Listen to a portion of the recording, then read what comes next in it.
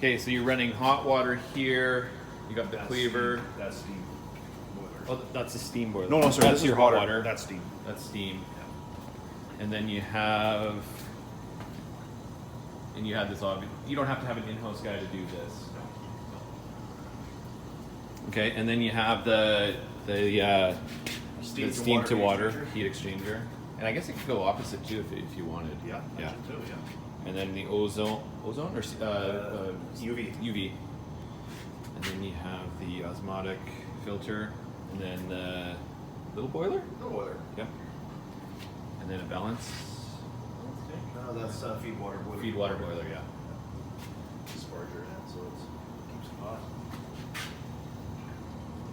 Okay.